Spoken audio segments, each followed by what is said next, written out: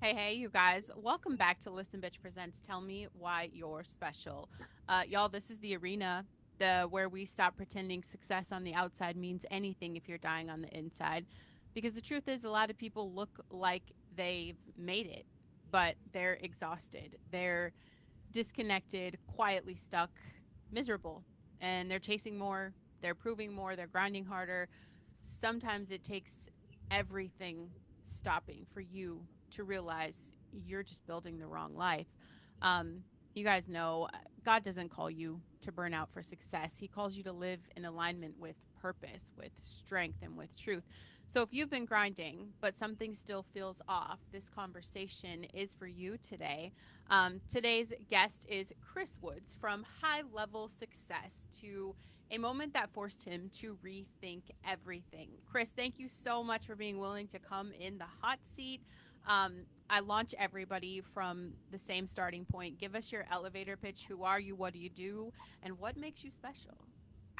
So thank you, Brandon. I'm a certified professional coach who help people build sustainable success by leaning into their strengths and replacing fear-driven habits. I read your bio, and I think the work you're doing is amazing. But let's go back to your origin. You had a hospital moment in your life. Let's tell me about that. Sure. So at 40 years old, I flatlined in the hospital for about a minute and 10 seconds. They called code blue and brought me back, with the paddles. So I wake up in a room surrounded by all the best doctors in the world. And they're like, Mr. Woods, you know what happened? And I said, I don't. And they said, you flatlined and we brought you back. We got to figure out what's going on with you. So I stayed in the hospital for a couple of weeks. They ran a bunch of tests. Wow. Come to find out, I had contracted cardiac Lyme disease, and the impact on it had stopped my heart. It wouldn't necessarily do that to everyone, but it was the way that my body reacted to it.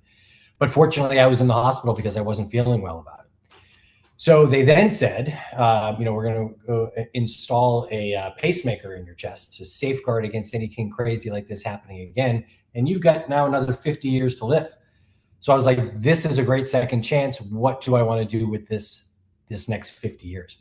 So I had achieved, a lot of what people would call success professionally. I'd worked for Google for several years and earned degrees from top schools, but realized once I started to do a lot of these reflections on this that it was very much fear driven and it was not an enjoyable way to live life.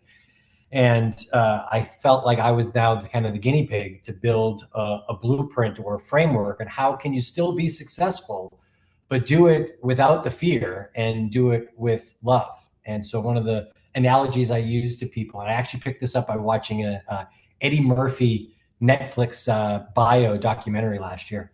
And he said that he feels at this stage in his life that he's in a sailboat as opposed to a rowboat.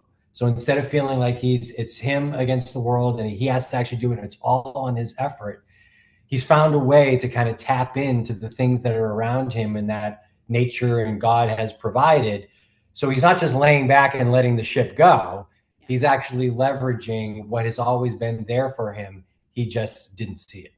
I love that analogy because I do feel like we're all rowing the damn boat. And imagine if you can just kind of change the sails where the Yeah. wind is blowing. That'd be incredible. So this point for you, um, you're in the hospital, like life stops, everything's frozen. Um, I would call this your mess. This is the Yeah. mess. This is kind of where the shit hits the fan. Um, what are you feeling? Like, what are you experiencing? Is there regret? Is this where you kind of had to face yourself in the mirror and say, man, am I really living fulfilled? Like the dark side of this, because I can't imagine, you outside you're successful, right? But I think this is where when the mess happens, we realize internally we're not aligned. Yeah. What was And that that's like for you? sure. So that's exactly the word, aligned, right? So I think that's the key for everything, is to try to find alignment and have enough of your kind of senses in place that you can recognize when you then go out of alignment, right? It'd be great that we're all staying in alignment 100%. But when you first had never recognized what that actually is, and then it gives you the gift of then being able to see when feel when you're in it and when you're not. So I looked at it as after the fear, when they gave me, listen, you're good. You've got some time on this. It was really about gratitude, and I was like, wow, this is great. And not a lot of other people get this shot. And I looked at it as like, okay, so as opposed to blowing everything up, how can I make things better? Right. So it's kind of the thing a lot of times in business they ask you to take a look at is like start, stop, and continue. Mm-hmm. What's the things that we want to start doing, what's the things we need to stop doing, and what are the things that are working and you want to continue. So that ended up being the lens that I used on it. And from there I ended up going a little bit different direction business wise, because I recognized that I loved being able to go in and fix things and build things, as opposed to being somebody who just was plopped into a big organization and here you just stay in this box. I was doing it because I needed, the income. But when I realized I was now kind of empowered to lean into my strengths, um, it also made me face my fears. So it then took me a few years to kind of build this up. And what I now do in this stage of my life is I'm, both a certified professional coach as well as a life coach. And the two foundational things that really made a big difference for me and what I've been sharing with others is, one, getting in touch with the fear that holds you back. So we're all put here, and you had said at the beginning, being part of God's plan. We were born and put here for a purpose, and really, we're kind of whole. We then learn through other ways, and the world puts us and makes us feel maybe that we're not. So we're not enough in some ways, as well as we need to maybe shrink ourselves. So the two biggest things that I do, and I reference it in a book I recently published called Balls and Brains, a framework for living your best life by overcoming fears and maximizing strengths. So the balls parts of it, and I named it that as an attention grabber. Yep. Much the same as the way that your podcast has a great name that gets people's attention. Yeah. The balls part of it is really about fears, and I love the quote from Peter Crone, who you and your audience might know, and he says, "Who would you be in the absence of your concerns?" So it doesn't ask what your fears are, but says, who would you be? And it lets you then open up that part of your mind and shut down another part of your mind and said, if I didn't have my fears, I would do this, I would do this, I would essentially be living more fearlessly. And this is what my day would look like, and this is what my life would look like. So that's the balls part of it. And then the brains part is not about being good in school or anything related to that. It's more about, have you identified what you're really good at, the things that you were made to be doing around here? Know what those are and how much of it are you actually doing? Because what I recognized for me, even though I was doing well professionally, my top 5 or top 10 strengths through this thing called a Clifton Strengths Finder that you can take, I was really only doing maybe 1 or 2 of them. And the rest of my job was a lot of these other things that I just wasn't all that good at. And that was where the grinding came from. I was doing these things because I quote unquote had to, when I could zoom back out and say, all right, if I get a chance to now start this from scratch, I first need to confront my fears. And then the second thing is I need to lean into the things that really make my heart sing. Yeah. That's a lot to unpack right now, and I really need to learn to be able to take notes while I'm in this conversation because there's so much.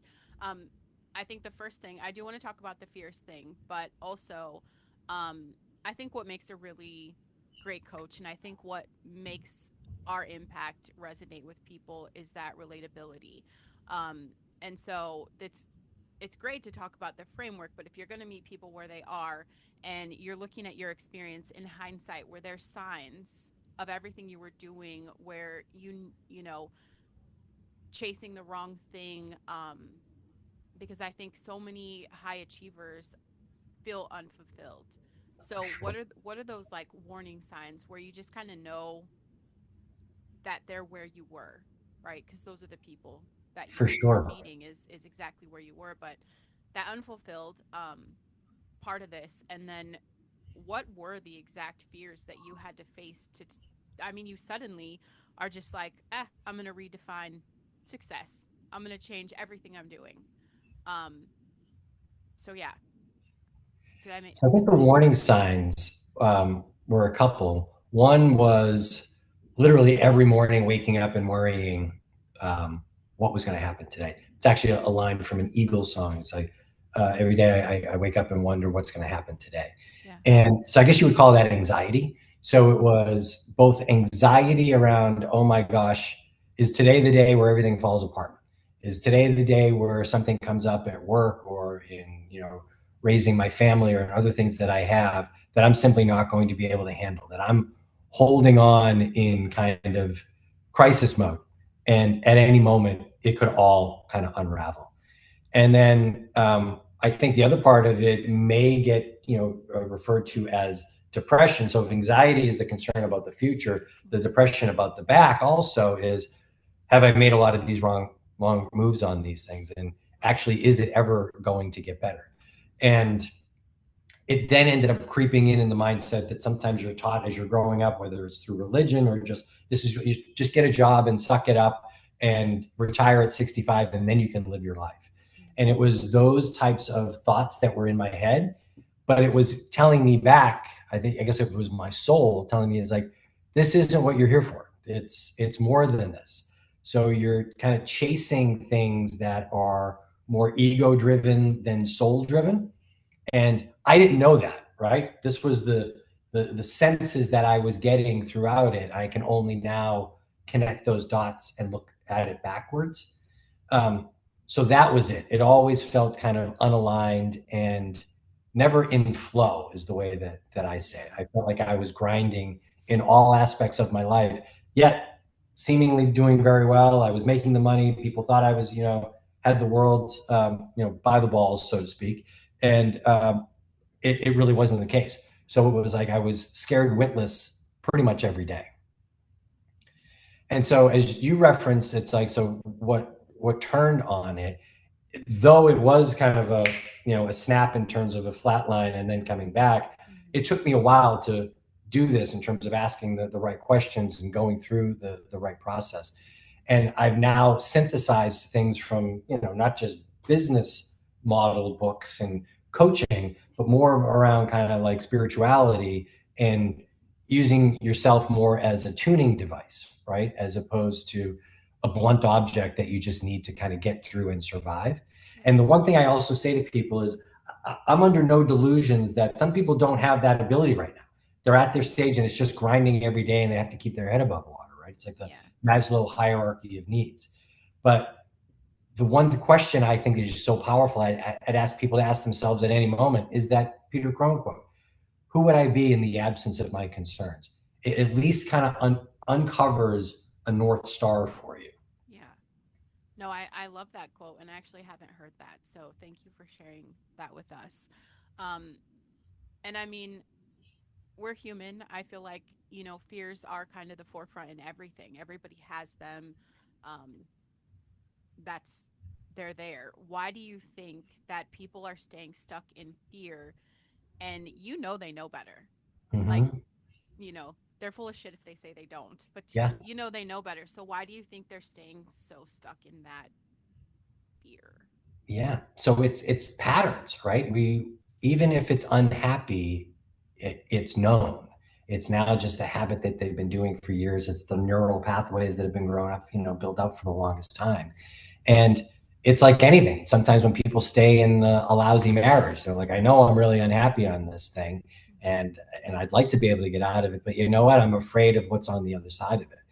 And a lot of times people say, that's it. I'm going to change. I'm going to change. But change is hard, and it requires more than just, it's the same thing with New Year's resolutions. People can sometimes do those for a few days, but then they fall back into patterns. Yeah.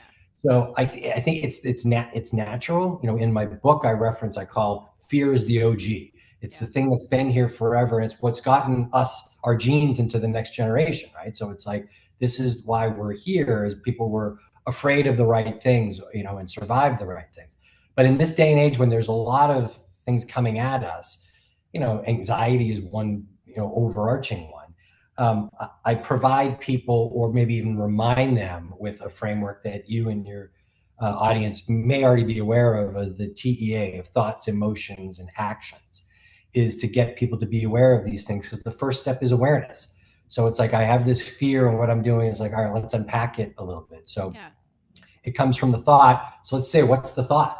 And so for me, my personal experience of the things that would, cause me so much anxiety in the past is my thought, if something new was coming up, was like, oh boy, here's the thing it's all gonna unravel.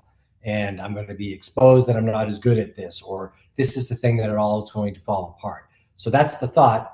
The emotion on it would have been fear and anxiety. And then, so the action would actually be, for me, would be an inaction. It would be avoidance or procrastination, or try to find a way around it, right? And what I've now tried to reprogram myself, and I still recognize this in myself, is what's another thought I can have about this? Not should, right? I'm not telling you should. So the whole idea, I remember the hearing, is don't should all over yourself, or don't should all over others, right? Yeah. Is, instead of feeling the fear around it, what if the thought, instead of, oh my God, this could go really bad, is, Right. what if the thought is, this is an opportunity? This is great. So this is actually an opportunity for me to either learn new things or show I can do something else. Yeah. So the emotion, instead of that being fear, is actually excitement, right? So fear and excitement are very similar emotions, as you know. It's just, what's the thought behind it? And then, so lastly, the action, instead of the action being, I'm going to avoid it and procrastinate, the action ends up becoming, I'm doing this. I'm excited about it, right? So that's just a simple example of what worked for me. But those are the things that I then recommend and coach my clients on. Is, I can't tell you from the outside what's going on. You need to help, get this through. And let's then actually apply something that we can be doing to, not to say necessarily reprogram, but reintroduce and build up pathways that will then eventually become your default. Right. Is that your 5-step framework? It's part of it. So the Okay. 5 steps is the first one. I normally start with strengths. For the book, I start with fears, just because balls is the attention grabber. So I start with strengths. We end up taking this Clifton Strength Finder diagnostic or other ones, and it gives you back, these are the top 5 and 10 things that you are really good at. And this is how it shows up for you, and this is how you can be doing more of it. And then we map it against, how's this actually against your current life? Mm-hmm. The second part is fear. I have them take an Enneagram. So it's both a personality test, as well as it uncovers how fear shows up for you. And then that ends up bringing up the opportunity for us to be able to recognize, this is how it's showing up for you, right? We do it. Third step is around goals. So now that we know what you're really good at, and now that we know what the fears were that were holding you back, the world is your oyster. What are the new goals we want to do, and how we're going to set those? And then the final 2 steps is around mindset. So what's the things that we need to be building in on this thought, emotions, actions, and other things? Not just, hey, I want you to think this now, go do it. How do we build this from a mindset? And then lastly, what are the habits, the things you need to be doing every day in your day-to-day life to make this part of who you actually are? Yeah. No, I think that's an incredible 5-step framework. Um, you, this is the thing about people, and with every show I do, with each podcast I have, I think, um, I just get super passionate about helping people understand that they don't have to wait for the big event. Had you not had that big event, where do you think you would be, and how do you speak to people to help them understand they don't have to wait till they flatline? Yeah, Like, it happens now. for sure. So where would I be? I think I'm destined to be doing what I'm doing now. Mm-hmm. I think I would have eventually arrived here, but it would have been later. Would have been later in life, and the way that I look at it is I would have had less time to impact more people, right? So I think that's what would have been. I think that I would ultimately have been here, just it would have taken longer. Yeah. And then how I communicate that to people is, I think I have a bit of credibility, because I'm like, listen, it actually happened to me. So I'm not just, and I always say I'm coaching not from theory, but from, from real experience. So I'm like, it literally happened to me. So it doesn't have to happen to you, right? Right. So as opposed to me just telling you, I really have an idea, or I think I could do this, I'm like, I'm living the proof. As well as then the now what is, the 5 steps that we put together. And I didn't take that off a shelf somewhere. This is, what I actually went through for myself. And now that I've gotten here, as opposed to being able to give people a life-changing trauma event, Mm-hmm. I can give them the lessons if they're open to it. without them having to flatline, um, and without them having to wait. We could do it now. But what I always say is, and that's what the classic line they always say is, when the student is ready, the teacher will appear. So with my purpose here, and my book and the communications that I have, the intention is for it will land with who needs to hear it. Hmm. Yeah. No, I mean, that's very smart, and it's the truth. Your people are always going to hear you. Um, do you see a pattern, or like, where do you think most people are self sabotaging and they're not even realizing it? I think they don't take a look at their thought patterns. We could talk about habits too, right? But if I say the habits that you have in you, right? So it's some sort of quote. They say people don't choose their destiny, but they choose their habits, and their habits choose their destiny, or something to that effect. Yeah. And I think that that's right. And I think that so many of us just don't take a real hard look at what we're doing every day. And it's not just the physical activity of the habits that we're doing. Before that, it's the thought patterns. It's Hmm. how we're seeing the world. And it's the classic thing that they say is that two different people can see the same thing but look at it differently. So Hmm. back when I was in sales, a classic story you would always tell is two salespeople for a shoe company were sent to like a remote part of Africa, say to speak. Hmm. And so they get off the plane and they see these, multiple villages, and there's hundreds and thousands of people running around, and nobody wears shoes. And so the two salespeople both get on their phones, and they call back to their boss. And the first one says, "This is not a good market. Nobody wears shoes here." And the other guy calls back and says, "This is an awesome market. Nobody's wearing shoes yet." Yeah. Right? So the whole idea is that people being able to see the exact same things in life, but looking at it through a different lens. And I think people get stuck in their own lenses, and Hmm. it's hard to break out until they have a willingness to take a look at Yeah. No, I very much agree with that. Right. You can lead a horse to water, you can't force them to drink. it. Um, so, Chris, speak to someone right now, someone that's listening. They feel completely stuck in the grind. What's their first right move? What's the next thing they need to do? So I'd say, in a quiet place, ask yourself that question I mentioned, right? Who would I be in the absence of my concerns? Because the beauty on that is it allows you to envision it and feel it.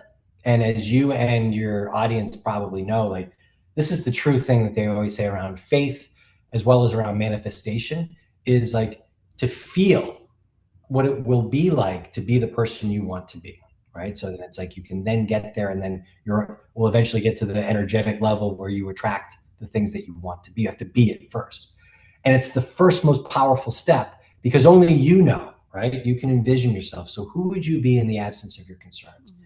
Think about it and write it down. How would you feel first and foremost? And then what would your life look like? What would you be doing, right? So don't give yourself any cap on it. Just go and just write it free flow. Hmm. And after you've got a chance to do that and go back and look at it, I'm assuming it's going to very much inspire you. And so with that, you say, this is actually where I can be and where I'm meant to be. And that becomes your North Star. And if you can think about it, it actually can happen, right? So it's like it exists in some way, and you actually know it. So that should be the first most powerful step on that. And then I'd recommend them take a quick little inventory. So they're like, if I'm that person, how would that person act? What's their day look like? And then the first thing is you can then say how that looks different from what we're currently doing, right? And you could say it's massively different, maybe.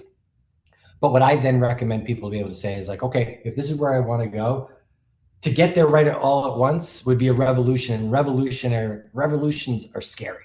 Yeah. I would say, how do we make it an evolution? How can you get there now that you know that that's where you want to be?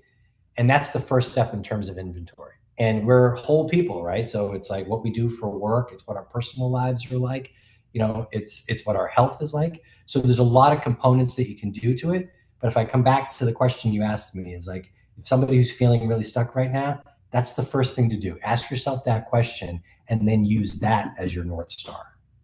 Perfect. Where before I ask my last question, where can people find you? Where are they looking for your book? And how do they work with you? Sure. So my name is very simple. People used to always say when I was a kid they thought it was a fake name, but it's real. It's Chris Woods with an S, and I'm a coach. So my website is chriswoodscoach.com. So chriswoodscoach.com has both the link to the to my book, which is sold on Amazon, as well as has more information about how I work with clients, including lots of testimonials of people who have changed their lives as a result of it. So that would be how I'd ask people to learn more about me, and if they wanted to reach out to me, there's a right on the website they could reach out. Yeah, that's amazing. You guys make sure you get resourced. The links are in the show notes. My last question before I close us out today, um, what is, because I think, I don't want my listeners to think that the arena disappears when you figure out your shit, because it doesn't. So, what's the next big scary thing that you're working on, and what is it that's keeping you up at night lately? Uh, the next big scary thing I'm working on is, so I'm doing podcast interviews such as Yeah. this. This is the first time I've been doing them, and this is my second week doing them. Oh, Um, congrats. Thank you. But my intention is to eventually create a podcast of my own titled Balls and Brains and be able to facilitate similar conversations the way that you are as well. Yeah. So I right now have no idea how to do it, but this is like a first step as I'm being a guest on others Yeah. that, take the first step and the path will appear. So I think that's what it is. And then what keeps me up at night, and this might sound super arrogant, but nothing's keeping me up at night Yeah. right now at this stage in my life. So I'm blessed. Both of my daughters are grown and doing really well. I recently moved to a warm climate, and I'm doing what I enjoy doing. So nothing's keeping me up, but what keeps me going is being able to help other people so that they don't have to learn it the hard way that I did, Yeah. and that they know that there's a path. It's their own unique path, but they don't have to make it up. Yeah. I think that's incredible. And this is the part of the show, Chris, where I get to tell you what I think makes you special. And it's not just that you achieved success, right? That's not even the gold star in the moment. It's incredible. But it's that you were willing to question it. You did not stay stuck in that illusion. You're willing to change the lens. You face the truth. You re you rebuilt from it, and I think it's incredible now that you take your mess and you're helping people to stop living in fear and actually step into what they're capable of. um, we need more Chris's in the world. I think that's the powerful part of this. That's the rare part of this, and that's what makes you special. And to everyone listening, you don't have to grind your way into a life that you don't even enjoy. God did not call you to build something that drains you. He called you to use what's in you, your strengths, your voice, your calling. You don't have to wait for the big events. That mess is already existing because you know it every day you wake up and you feel like shit. So actually live the life that you're made for. Be honest about this. Get aligned and remember, that mess is your message. Even the burnout, even the wake up calls, even the moments that forced you to stop. And that is where your authority is built. And if you've been feeling that pull to use your voice, to say what you've lived, to turn your story into something that actually helps people, that's what I do as the voice authority coach. Okay, let's take your story, your experience, your truth, let's turn it into something that actually impacts people, whether that is a podcast, a platform, or something bigger. Let's build it the right way. So if you're ready to stop playing small, come work with me. If this episode spoke to you in any way, please share it with someone who needs it. Okay, someone that Chris can't reach, and they need to know his message. They need to know about, balls and brains. So please make sure you share, leave a review. It also helps the show be seen. And if you guys are ready for the hot seat, come tell me why you're special. Chris, thank you so much for your time today. Thank you, Brandon. It was a pleasure.